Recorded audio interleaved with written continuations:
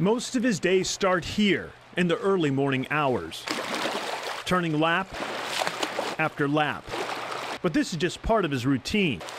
Hour-long swims are followed by challenging 60 to 100 mile bike rides and running a minimum of 25 miles per week.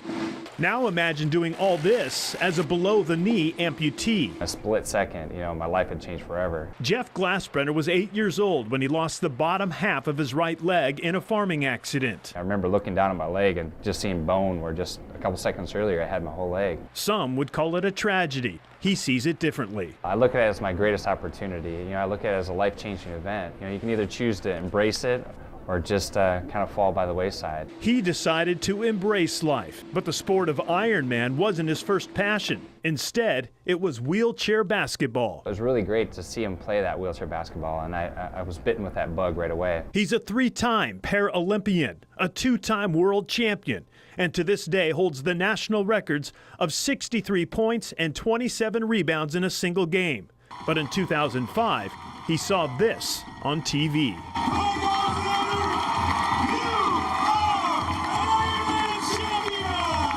I saw the 2005 World Championships on TV, and I'm like, you know what? Why can't I do that? He immediately set a new goal, and just like basketball, he excelled. Over the past 5 years, he's completed 6 Ironmans, winning the physically challenged division 4 times, the half Ironman World Championship twice, and even finished the Ironman World Championship in Kona. For many, just finishing one Ironman is a major accomplishment, but Glassbrenner is always on a quest. So 30 years after losing his leg, he's celebrating by doing the unthinkable, finishing 8 full Ironmans in less than 8 months. For me, it's always about the challenge. If I'm going to do something, I'm going to do it at the highest level. And so when I dream big. His quest began May 1st when he crossed the finish line in St. George. Then less than a month later, he conquered Ironman Coeur d'Alene, then Lake Placid. His next stop, Ironman Louisville, and unlike today, which is in the low 30s, it was 96 degrees with high humidity. Everything was going great until he reached mile 60 on the bike ride and learned the course was out of water. From there, everything started to spiral out of control.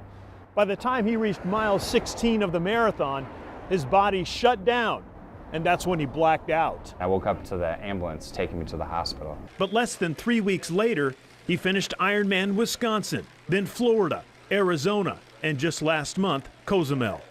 Having finished 7 Ironmans and with time running out, he knew he had to cross the finish line one more time in order to reach his goal.